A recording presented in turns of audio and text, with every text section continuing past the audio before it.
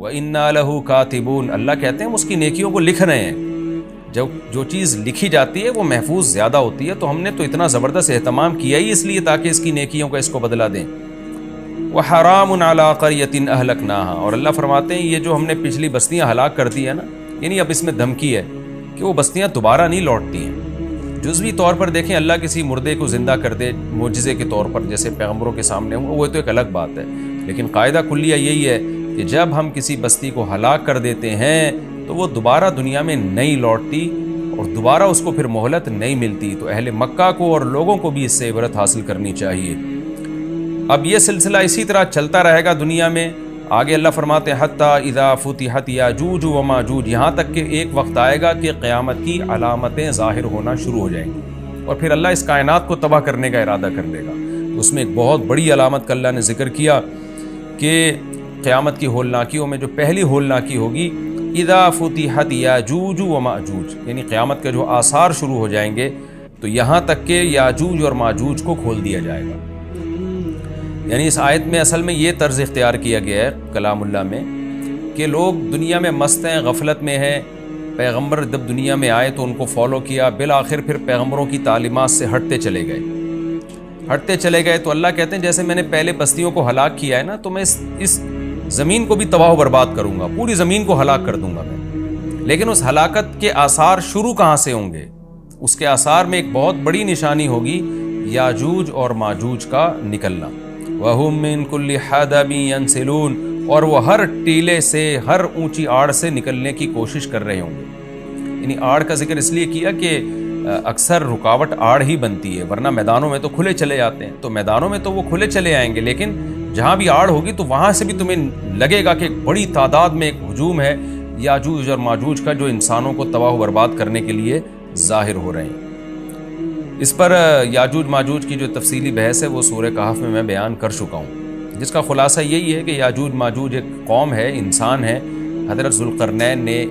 ایک آہنی دیوار بنا کے ان کو پہاڑوں کے پیچھے دھکیل دیا ہے۔ ان کی صحیح لوکیشن کا اللہ کے علاوہ کسی کو علم نہیں ہے، اور وہ قرب قیامت میں ظاہر ہوں گے، زمین میں بہت زیادہ فساد مچائیں گے۔ وَاقْتَرَبَ الْوَعْدُ الْحَقُّ، اللہ فرماتے ہیں اور حق وعدہ وہ قریب آ چکا، یعنی اس قیامت کے دن کی اللہ منظر کشی کر رہے ہیں، اس کو ہمارے سامنے رکھے ہیں کہ دیکھو وہ وعدہ قریب آ گیا تمہارے۔ فَإِذَا، کیونکہ یاجوج ماجوج جب ظاہر ہوں گے تو اس کے تو بہت قریبی، بہت ہی کچھ وقت کے بعد ہی قیامت قائم ہو جائے گی۔ فَإِذَا هِيَ شَاخِصَةٌ أَبْصَارُ الَّذِينَ كَفَرُوا، تو اچانک کافروں کی نگاہیں پھٹی کی پھٹی رہ جائیں گی، حیران ہو جائیں گے قیامت کی ہولناکی کو دیکھ کر، اور کہیں گے یا ویلنا قد کنا فی غفلۃ من ھذا، ہائے ہماری بدبختی، ہم تو اس سے غفلت میں پڑے ہوئے تھے، ہم نے تو اس طرف کبھی سوچا ہی نہیں۔ آج دیکھ لینا انسان پیغمبروں کی تعلیمات کو تو ویلیو دے ہی نہیں رہا ہے، بس ترقی اور معاشی ترقی اور سائنسی ترقی اور ٹیکنالوجی اور حقوق ایک دوسرے کے اور جانوروں کے حقوق اور گدھے گھوڑوں کے حقوق، اسی پر پوری انسانیت گھوم رہی ہے۔ جس خدا نے پیدا کیا اس کو ڈکشنری سے نکال دیا۔ تو اللہ کہتے ہیں جب قیامت دیکھیں گے نا تو کہیں گے یا ویلنا، ہماری بدبختی، ہم تو اس سے غفلت میں پڑے ہوئے تھے، اس طرف تو ہم نے سوچا ہی نہیں، بل کننا ظالمین، بلکہ کہیں گے ہم تو ظالم تھے، یعنی ہمیں سوچنا چاہیے تھا پھر بھی ہم نے نہیں سوچا۔ انکم وما تعبدون من دون اللہ حصب جہنم، اب چونکہ مشرکین تو مشرک تھے، ان کے ذہن میں سب سے پہلے یہ خیال آتا تھا کہ ٹھیک ہے اگر قیامت قائم ہو گئی تو ہمارے بھگوان اور ہمارے بت ہمیں بچا لیں گے، ان کو اللہ نے الگ سے دھمکی دی ہے، انکم وما تعبدون من دون اللہ حصب جہنم، فرمایا تم اور جو تمہارے معبود ہیں نا جن کی تم عبادت کرتے ہو اللہ کو چھوڑ کر، یہ سارے جہنم کا ایندھن بنیں گے۔ احادیث میں یہ مضمون ہے کہ یہ جو پتھر کے بنے ہوئے بت ہیں نا، اگرچہ ان میں حس نہیں ہوتی لیکن اللہ ان کو بھی مشرکین کے ساتھ آگ میں ڈال دے گا، مشرکین کا غم بڑھانے کے لیے، کہ جن معبودوں کو تم سمجھتے تھے کہ سفارش کریں گے آج یہ بھی تمہارے ساتھ جل رہے ہیں اس آگ میں۔ اللہ فرماتے ہیں انتم لہا واردون، تم سب اس میں جاؤ گے، یعنی ان بتوں کی عبادت کرنے والے بھی اور جو بت ہیں وہ بھی۔ لو کان ہؤلاء آلہۃ، اللہ فرما رہے بتاؤ یہ اگر معبود ہوتے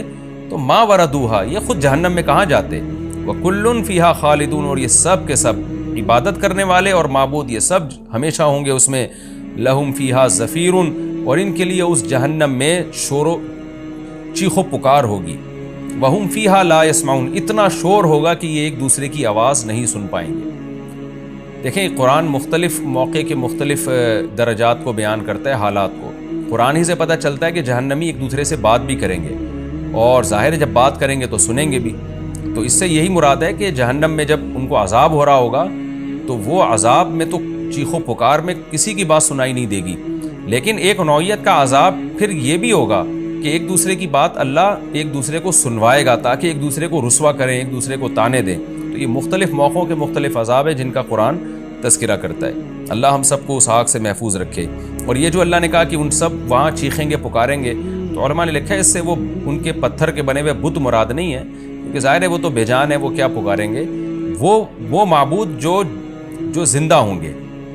جن میں شعور ہوگا، کیونکہ دنیا میں ایسے بھی لوگ ہیں جنہوں نے اپنی عبادت خود کروائی ہے لوگوں سے، جیسے فرعون نے کہا تھا انا ربکم الاعلی۔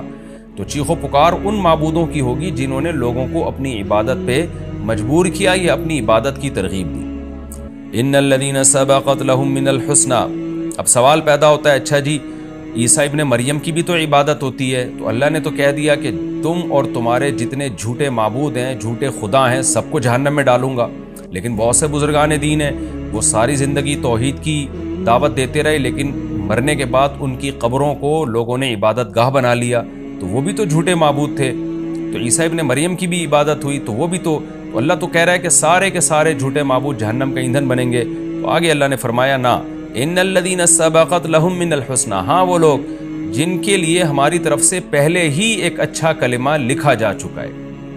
یعنی وہ پہلے ہی سے اچھے لوگ ہیں، ان کے لیے پہلے ہی جنت لکھی جا چکی ہے۔ اولئک عنہا مبعدون، یہ نیک لوگ اس سے دور ہوں گے، کیونکہ انہوں نے خود لوگوں کو اپنی عبادت پہ نہیں لگایا، لوگوں نے ان کے ساتھ زیادتی کی اور ان کو معبود بنا لیا۔ تو جو وہ لوگ جن کے بارے میں اچھی بات پہلے سبقت کر چکی ہے، اللہ فرماتے ہیں ان کو میں جہنم میں نہیں ڈالوں گا۔ لا يسمعون حسیسها، وہ تو جہنم کی آہٹ بھی نہیں سنیں گے۔ علماء نے لکھا ہے اس سے مراد ہے جنت میں جانے کے بعد، کیونکہ حساب و کتاب میں جہنم کے پل سے ہر ایک کو گزارا جائے گا، اس میں تمام پیغمبر، تمام شہداء،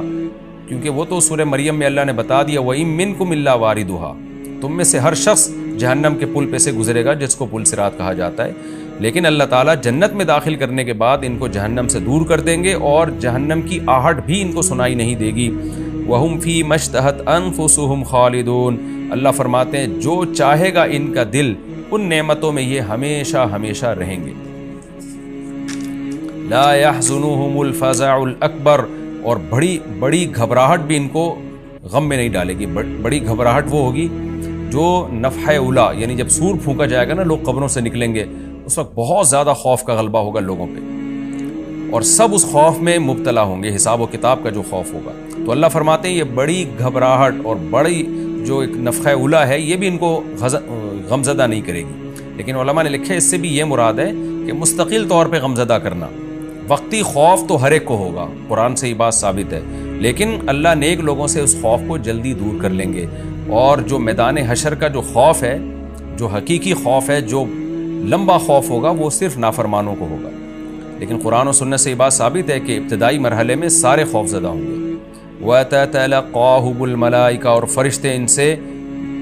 ملاقاتیں کریں گے، ملاقاتوں کا مطلب مرحبا کہیں گے ان کو، ہَذَا يَوْمُكُمْ، اور ان کو خوشی سے فرشتے مبارکباد دیتے ہوئے کہیں گے یہ ہے تمہارا وہ دن الذی کنتم توعدون، جس کا تم سے وعدہ کیا جاتا تھا۔ یوم نطوی السماء کطی السجل للکتب، اللہ فرماتے ہیں ہم آسمان کو، کیونکہ جب پہلا سور پھونکا جائے گا تو ہم آسمان کو ایسے لپیٹ دیں گے جیسے دستاویز کو لکھی ہوئی تحریر کے لیے لپیٹ دیا جاتا ہے۔ کما بدأنا اول خلق نعید، جس طرح ہم نے اول خلق کی ابتدا کی تھی اب اسی طرح لوٹا دیں گے۔ یعنی انسان حیران ہو رہا ہے نا کہ یہ اللہ تعالیٰ اتنی بڑی بڑی باتیں کر رہا ہے، میں آسمانوں کو لپیٹ دوں گا، میں یوں کر دوں گا، میں کائنات تباہ کر دوں گا، یہ کیسے کرے گا؟ اللہ نے فرمایا جیسے پہلی دفعہ کیا تو دوبارہ بھی کر دوں گا میں، میرے لیے کیا مشکل ہے یہ کام، وعدن علینا، اور یہ ہم پر وعدہ ہے۔ کیسے چیلنج کر رہا ہے اللہ تعالیٰ، دیکھیں، یعنی انسان کہہ رہا ہے نہیں کچھ ہوگا، یہ سب ایسی باتیں ہو رہی ہیں، اور اللہ کہہ رہا ہے وعدن علینا، میں کر کے دکھاؤں گا، انا کننا فاعلین، پھر اللہ نے تاکید کی ہم یہ کام کر کے چھوڑیں گے۔ لہذا اللہ کو چیلنجز مت دو، اپنے عمل کو ٹھیک کرنے کی کوشش کرو۔ اور اللہ اب مشرکین کو بھی دھمکی دے رہے ہیں کہ صرف دنیا میں نہیں، صرف آخرت میں نہیں، دنیا میں بھی نیک لوگوں کو میں غلبہ دوں گا۔ وَلَقَدْ كَتَبْنَا فِي الزَّبُورِ، ہم نے زبور میں یہ بات لکھ دی تھی، من بعد الذکر، نصیحت کے بعد، کہ ان الارض یرثها عبادی الصالحون، یعنی اللہ نے پہلے نصیحتیں دی، احکام بتائے اور بتا دیا کہ میرے نیک بندے ہی زمین کے وارث ہوں گے۔ زبور کا تذکرہ شاید اس لیے کیا کہ داؤد علیہ السلام کو اللہ نے زبور دی، اسی میں اللہ نے بتا دیا اور اللہ نے زبور میں یہ وعدہ جو کیا تھا پورا کر کے بھی دکھایا۔ داؤد اور سلیمان علیہ السلام کی خلافت اللہ نے پوری دنیا پہ قائم کر دی۔ تو اللہ فرماتے یہ بات ہم نے زبور میں لکھ دی تھی، اور یہ حدیث سے بھی مضمون ثابت ہے کہ جیسے مسلمانوں کا نشأت اولا ہوا، اللہ نے اسلامی خلافت کو دنیا میں قائم کیا، تو حضرت عیسیٰ ابن مریم کے دور میں اللہ دوبارہ کفر پہ اسلام کو غلبہ عطا فرمائے گا، اور یہ زمین کے وارث پھر اہل اسلام ہی بنیں گے۔ اور اگر ہم زمین سے مراد جنت کی زمین مراد لیتے ہیں پھر تو بالکل واضح بات ہے۔ آگے اللہ فرماتے ہیں ان فی ھذا لبلاغا لقوم عابدین، ہم نے جو مضمون بیان کیا اس میں جو لوگ اللہ کی عبادت اور غلامی کرتے ہیں ان کے لیے پیغام کا صاف صاف پہنچا دینا ہے۔ ان کو بات سمجھ میں آ گئی ہوگی، جو اللہ کو نہیں مانتے، اللہ کی عبادت پہ آنا ہی نہیں چاہتے، ان کو سمجھ میں بات نہیں آ سکتی۔ وما ارسلناک الا رحمۃ للعالمین، اور اے نبی ہم نے آپ کو تمام جہان والوں کے لیے رحمت بنا کے بھیجا ہے۔ کافر یہ سمجھتے ہیں کہ یہ جب سے آئے ہیں ہمارے لیے ٹینشن بن گئے ہیں، ہم باپ دادا کے دین کو فالو کر رہے تھے، نہ کوئی جہنم کی بات تھی نہ کوئی اور باتیں تھیں، تو وہ اشکال کرتے اللہ نے فرمایا کہ ہم نے رحمت بنا کے بھیجا ہے تاکہ لوگ آپ پر ایمان لائیں، جنت میں جائیں، اپنی زندگی کو بھی سدھاریں، آخرت کو بھی سدھاریں، اور ایک دوسرے کے حقوق ادا کریں، زمین میں امن پیدا ہو۔ تو آپ رحمت کا ذریعہ ہیں، یہ نہیں مان کے آپ کو زحمت سمجھ رہے ہیں، تو یہ آپ کا قصور نہیں ہے، ان کا قصور ہے۔ تو اللہ نے انسانوں کو بھی بتا دیا کہ پیغمبر صلی اللہ علیہ وسلم تمہارے لیے رحمت ہے، ان کو زحمت مت سمجھو۔